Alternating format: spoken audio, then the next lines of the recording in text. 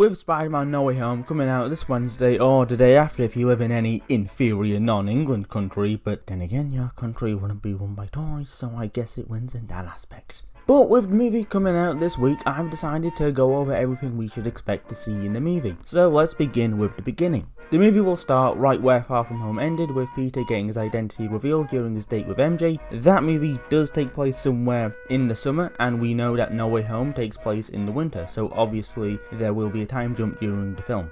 Now, it seems like everyone from the previous MCU Spider-Man films will return in this movie, but some new characters will appear in it too, such as Doctor Strange, who will help Peter erase people's memories, but it fails and causes the multiverse to open, letting villains from other Spider-Man films show up, such as Green Goblin, Doc Ock, Sandman, Lizard, and Electro.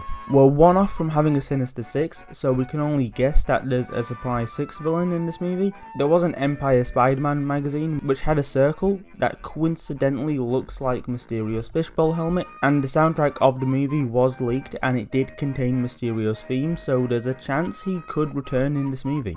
But speaking of multiverse characters who could show up in this movie, there is the Venom team mid-credit scene which showed Venom get sent from the Spunk to the MCU. This doesn't mean he shows up in No Way Home, we could just have Spider-Man show up in Venom 3 instead.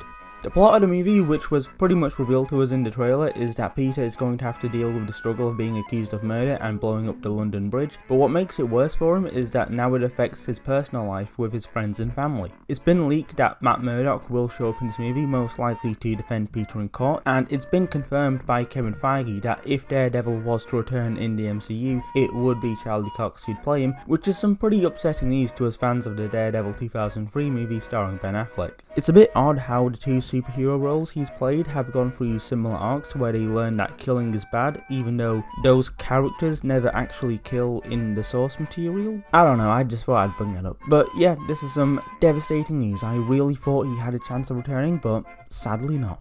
Peter decides that he doesn't want people to know that he's Spider-Man anymore, so he goes to Doctor Strange to ask him to cast a spell, which will make everyone forget he's Spider-Man. But Peter interrupts during the spell because he still wants his friends to know, even though he could just tell them after the spell is done. So the spell gets ruined, and that causes the multiverse to open up, letting a bunch of villains in and maybe some Spider-Men, who then all get together and have one big Spider-Man multiverse orgy, along with Venom and his big black slimy feet, and I just want him to step on me so badly. Okay, this video might have just been me trying to bring up my crippling admiration for Venom's movies, which show his feet, especially in the second one, where they're lying in the sand and his toes wriggle around, and it just makes me wanna...